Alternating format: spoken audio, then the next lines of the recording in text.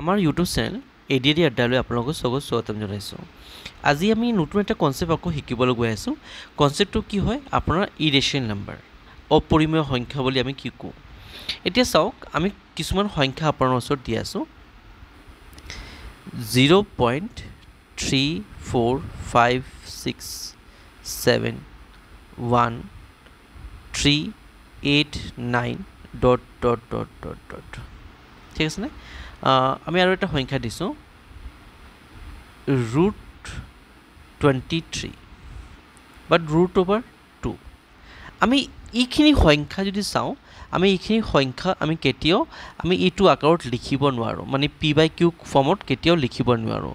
আমি যিমানখিনি সংখ্যা কেতিয়া আমি যদি p/q ফৰ্মত লিখিব নোৱাৰোঁ, সেইখিনি সংখ্যাক আমি কি কওঁ, সদায় ইৰেচনেল নাম্বাৰ কওঁ। ঠিক আছে ন?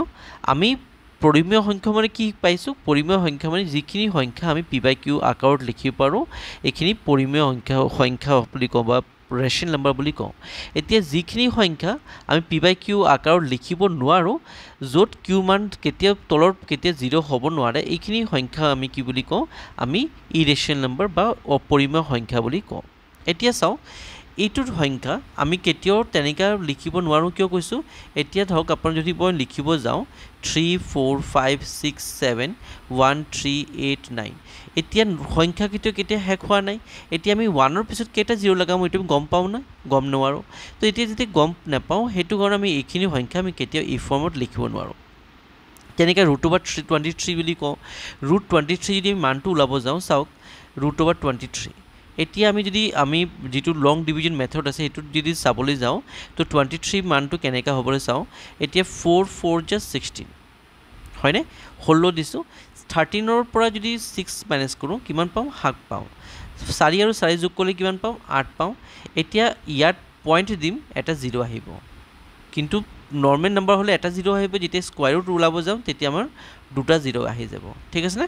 এতিয়া আমি ইয়াত এটা সংখ্যা, এনেকুৱা সংখ্যা ল'ব লাগে যিটো এইটোত ডিভাইড কৰিব পাৰোঁ। এতিয়া চাওক, মই ধৰিছোঁ ইয়াত 4 ধৰিছোঁ, 4।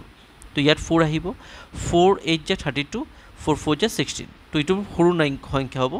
আকৌ মই বেলেগ এটা সংখ্যা লৈছোঁ, ধৰক 87 আৰু ইয়াত 7 লৈছোঁ। 7 8 কিমান হ'ব? 56 আৰু 7 7 = 49। দুটা যদি যোগ কৰি দিওঁ কিমান হ'ব? 609। ঠিক আছেনে? এতিয়া অলপ পাই আছোঁ, ওচৰ পাই আছোঁ। এতিয়া নেক্সট সংখ্যা লৈছোঁ, ধৰক 88। এতিয়া 8 8 = 64 আৰু 8 8 = 64। তো ইয়াত যদি যোগ কৰি দিওঁ কিমান হ'ব? 704। তো 704 ডাঙৰ হৈ গ'ল, এইটো নহ'ব। নেক্সট নাম্বাৰটো যিটো আছে সেইটো লওঁ, তাৰ আগৰ নাম্বাৰটো 87 আৰু ইয়াত 7।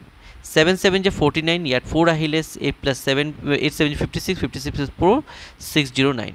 ইয়াত আমি লিখিম 7, ইয়াত লিখিম 7 আৰু ইয়াত 609। এতিয়া মাইনাছ কৰিলে কিমান পাম? ইয়াত 1 আহিব, ইয়াত 9 আহিব। আকৌ 87ৰ লগত 7 যোগ কৰিলে কিমান পাম? 94 পাম। ঠিক আছেনে? আৰু ইয়াত পইণ্ট আছে, পইণ্টৰ কাৰণে দুটা 0, আৰু এইটো চলি থাকিব, কেতিয়াও শেষ নহয়। বুজিছেনে? তো √23 মান যিটো আছে 4.731 এনেকৈ চলি থাকিব, কেতিয়া এণ্ড নহয়। তো সেইটো কাৰণে মই কৈছোঁ, যিমানখিনি সংখ্যা আছে যোনটো আমি ডেচিমেলৰ পিছত এটা ডিজিট বা দুটা ডিজিট বা তিনিটা ডিজিট বা নাম্বাৰখিনি একেটাই ৰিপিট হৈ আছে, এনেকৈ যদি নাম্বাৰখিনি পাওঁ, এইখিনি নাম্বাৰ ৰেচনেল নাম্বাৰ বুলি কওঁ। কিন্তু যিখিনি নাম্বাৰ কেতিয়াও এণ্ড নহয়, তেনেকৈ ডেচিমেল পিছত তেনেকৈ চলি আছে, আৰু আপোনাৰ √, যিটো আনপাৰফেক্ট নাম্বাৰ, নন পাৰফেক্ট নাম্বাৰ হয়, এইখিনি নাম্বাৰছ আমি কি কওঁ? সদায় ইৰেচনেল নাম্বাৰছ।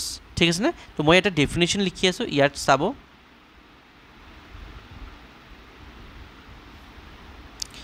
যেনেকৈ ফাৰ্ষ্ট কণ্ডিশ্যন কি হয়, আপোনাৰ এইটো ডেচিমেল নাম্বাৰ হ'ব লাগে। যদি ডেচিমেল নাম্বাৰ থাকে, এইখিনি নন টাৰ্মিনেটিং হ'ব লাগে।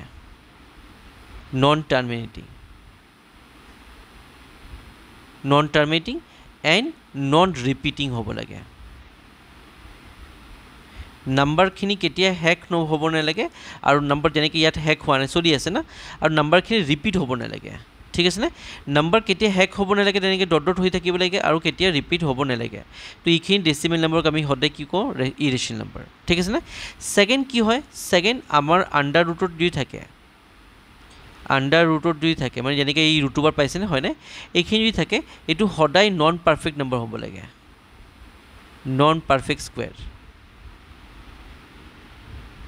নন পাৰফেক্ট স্কুৱেৰ যেনেকৈ √23 √2 √5 এইখিনি নম্বৰ যদি হয় এইখিনি আমি ইৰেশ্যনেল নম্বৰ বুলি কওঁ আৰু ইয়াত আমি আৰু এটা মানে মিছলেনিয়াছ মানে পাৰোঁ যিটো পাই হয় পাইৰ মানো আমি যদি সদায় কি কওঁ ইৰেশ্যনেল নম্বৰ বুলি কওঁ আই হোপ আপোনালোকে গম পাইছে আৰু এইটো ভিডিঅ' যদি আপোনালোকে ভাল পাইছে আৰু বুজি পাইছে আপোনালোকৰ নিজৰ ফ্ৰেণ্ডৰ লগত ভাই ভণ্টিৰ লগত শ্বেয়াৰ কৰিব আৰু এইটো ভিডিঅ' লাইক কৰিব আৰু তেনেকুৱা আপোনাৰ ভিডিঅ' পাবৰ কাৰণে এইটো চেনেলটো আপোনালোকে ছাবস্ক্ৰাইব কৰি ৰাখিব থেংক ইউ ছ' মাছ